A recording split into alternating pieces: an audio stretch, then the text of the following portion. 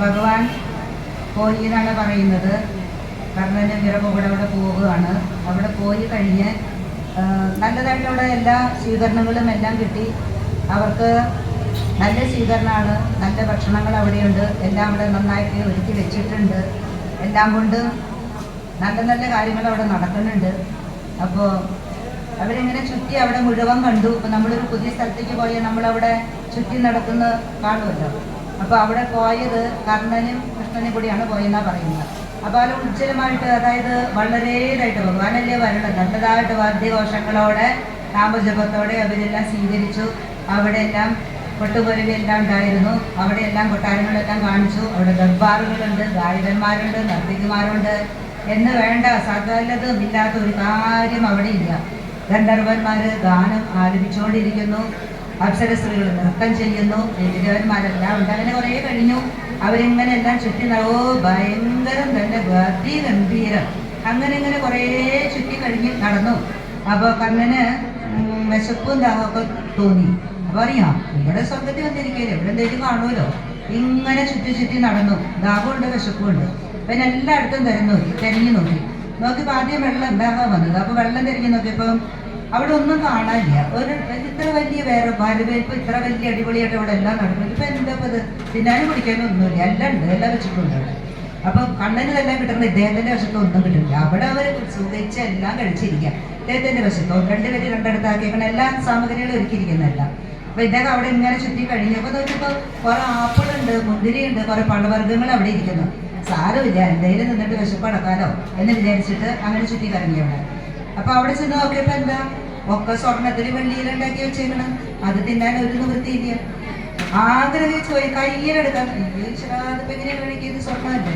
പിന്നെ നോക്കി നല്ല തിളക്കമുണ്ട്, നോക്കിയാൽ വെള്ള എന്തോ അങ്ങനത്തെ കളറുള്ള പഴമെന്ന് വിചാരിച്ചു. അവിടെ ചെന്നപ്പോൾ അത് വെള്ളിയിലുണ്ടാക്കി. ഇത്രയും കാര്യങ്ങൾ ഇവിടെ ഉണ്ടായിട്ട് പോയതിപ്പോ എന്താ കാര്യം? വല്ലാത്ത സ്വർഗം തന്നെ. ഒരു വെള്ളം പോലും, തുള്ളി വെള്ളം പോലും കിട്ടാത്ത ഇതെന്ത് സ്വർഗം അത്? ഇതിനൊക്കെ നല്ല ഞാൻ അവിടെ തന്നെ ജീവിക്കുന്നതായിരുന്നു. വെറുതെ വന്നു ഇവിടെ, വെറുതെ സമയം കളഞ്ഞു അങ്ങനെ വിചാരിക്കുകയാണ്. കുറേയൊക്കെ സഹിച്ചു. വൈകുന്നേരമായി. ഒരു തുള്ളി വെള്ളം കിട്ടിയ തൊണ്ടയൊക്കെ വരണ്ടു. ആ വലിയ ഉഗ്രത്തിൽ അങ്ങോട്ട് പോയി, വലിയ കൊമ്പനാനെ പോലെ അങ്ങോട്ട് ഉഗ്രത്തിൽ നടന്നിരുന്നു. അതൊക്കെ ഒന്ന് പോയി കുറച്ച് അവശത പോലെ തോന്നി. സന്ധ്യ ആയപ്പോഴേക്കും ഒട്ടും വയ്യാതെയായി തീർന്നു, ആകെ തളർന്നു, അവശനായി തീർന്നു.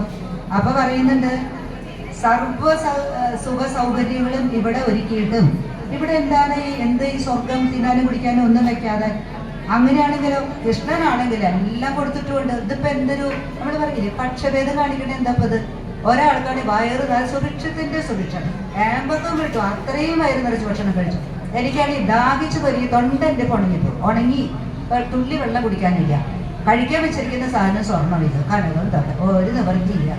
അവസാനം കണ്ണന്റെ അടുത്ത് പോയി ചോദിച്ചു, പറഞ്ഞു, അല്ല കൃഷ്ണതിപ്പോ എന്താപ്പത് ഇങ്ങനെ? എനിക്കൊരു സംശയം, സ്വർഗത്തിൽ ഇത്ര സൗകര്യമൊക്കെ ഉണ്ടെന്ന് പറഞ്ഞല്ലോ. അപ്പൊ പറഞ്ഞു, എനിക്കെന്താ വെള്ളം പോലും കിട്ടണില്ലല്ലോ. അപ്പൊ കണ്ണൻ പറഞ്ഞു, അല്ല ഇവിടുത്തെ ബാങ്ക് ബാലൻസ് പോലെ ഇരിക്കുകയും നമുക്ക് കിട്ടുന്നത്. ഇപ്പം ഞാന് മാതാവൃതാന്തവി പറഞ്ഞ കൂട്ടത്തിൽ പറഞ്ഞു, നമ്മുടെ പുണ്യം എന്നുള്ള ബാങ്ക് ബാലൻസ് ആണ് നമ്മൾ കൊണ്ടുപോകണം അല്ലേ. അപ്പോൾ അവര് പറഞ്ഞു തരുന്ന പ്ലസ് കിട്ടി, കുറേ പ്ലസ് കിട്ടി, അതിൻ്റെ ഒരു സഞ്ചിയിൽ ഇട്ടു, മുമ്പത്തെ കെട്ട് പറകിലെ കെട്ട് അതൊക്കെ പറഞ്ഞു തന്നിട്ടുണ്ടായിരുന്നു. അപ്പോൾ ആ കെട്ടും ഇവിടുന്ന് കിട്ടുന്ന നല്ല പ്രവൃത്തികൾ ചെയ്യുന്ന അതാണ് നമ്മൾ കൊണ്ടുപോകാൻ നമുക്ക് പറ്റുള്ളൂ. ഈ ദേഹം വന്നു, ഈ ദേഹം ക്ഷയിക്കുന്നു, പോകുന്നു.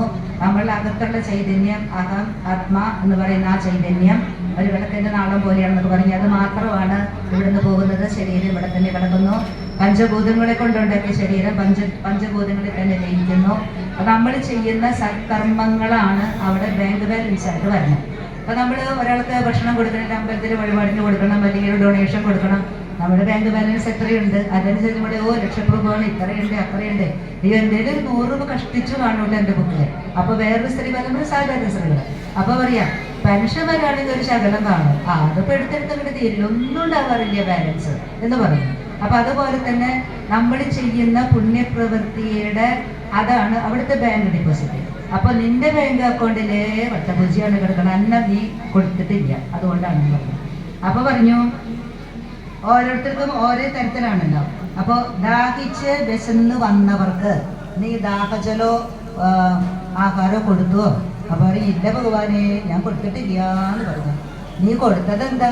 നീ സ്വർണ്ണവും വെള്ളി ഇതൊക്കെയാണ് നീ ഇഷ്ടം പോലെ നീ കൊടുത്തു. സ്വർണ്ണ വെള്ളി നീ കൊടുത്തത് അത് അവിടെ ഇരിക്കുന്നു. നീ അതൊക്കെ വലിയ ദാനം ചെയ്തത്. ഇതിൻ്റെയൊക്കെ നല്ലൊരു വലിയ കാര്യമാണല്ലോ നൃത്തം കൊടുത്തേക്കണം. അത്രയും കനകൊക്കെ കൊടുത്ത് ഇഷ്ടംപോലെ കാശാവില്ല. അവർക്ക് ഉപകരിച്ചിട്ട് ചീത്ത ചിന്തോടെ നല്ല ചിന്തോടെ നീ കൊടുത്തത്.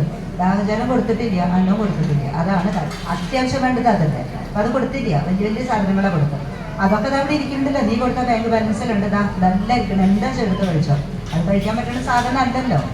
പിന്നെ ഈ വിഷമമായി. അപ്പൊ പറയും ഈശ്വര എനിക്ക് കുറച്ച് നേരത്തെങ്കിലും വിഷമം, ഇത് കുറച്ച് വെള്ളമെങ്കിലും ഒന്ന് കിട്ടിയല്ലോ, അത് കഴിഞ്ഞാലും ഭക്ഷണം മതി എന്ന് പറഞ്ഞു. അപ്പൊ പറയാണ് വെള്ളവും ഭക്ഷണം കിട്ടാൻ ഭഗവാനെ എന്തെങ്കിലും ഒരു വഴിയുണ്ടോ? അത്ര അവശതയായി. കുറച്ച് കഴിഞ്ഞപ്പോൾ ബോധം കിടും. അത്രയ്ക്ക് വരെ എത്തി. അപ്പൊ കൃഷ്ണൻ ചോദിക്കുകയാണ്, അല്ല ശരി പോട്ടെ, ഇതൊക്കെ കാര്യം തന്നെ. നീ ആർക്കെങ്കിലും നീ അന്നം കൊടുത്തിട്ടില്ല? കൊടുത്തിട്ടുണ്ടോ അന്നദാനം? വലിയ ഭഗവാനെ ഞാൻ കൊടുത്തിട്ടില്ല, വെള്ളവും കൊടുത്തിട്ടില്ല. സമ്മതിച്ചു കുറ്റം. അപ്പൊ പറഞ്ഞു, അല്ല അന്നദാനം നടക്കുന്നിടത്തേക്ക് നീ ആർക്കെങ്കിലും വഴി കാണിച്ചു കൊടുത്തിട്ടുണ്ടോ എന്ന് ചോദിച്ചു. ആ ഉണ്ടല്ലോ ഭഗവാനെ, അതെ ഇന്ന അമ്പലത്തിലെ അവിടെ സപ്താഹം നടക്കുക.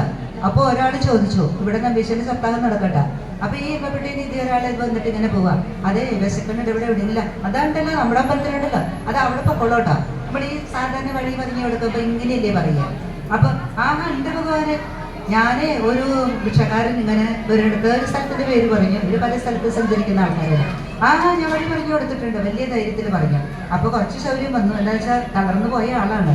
അപ്പൊ പറയാണ്, ശരി നീ എന്തായാലും നീ ഒന്നും അത്ര ചിന്തിച്ചിട്ടാവില്ല. എങ്കിലും നീ ഒരിക്കലെങ്കിലും അന്നദാനം നടക്കുന്നിടത്തേക്ക് ഒരാൾക്കെങ്കിലും ആ സത്രത്തിലേക്ക് നീ വഴി പറഞ്ഞു കൊടുത്തല്ലോ. അപ്പോ നീ ഏത് വരില്ല ചൂണ്ടിയത്? ഭഗവാനെ ഞാൻ വലത്ത് കഴിഞ്ഞത് ഈ വരേണ്ടത് ഇതാതെ എത്തിയേപ്പൊ കൊള്ളോട്ടോ. അപ്പൊ എരുമപ്പെട്ടിന്ന് വരുന്ന ആളോട് പറഞ്ഞു, കുറച്ചവിടെ ബസ്സൊക്കെ ഉണ്ട് കേട്ടോ, കടങ്ങോട് അമ്പലത്തിന്റെ അവിടെ ഇറങ്ങിയാൽ മതി.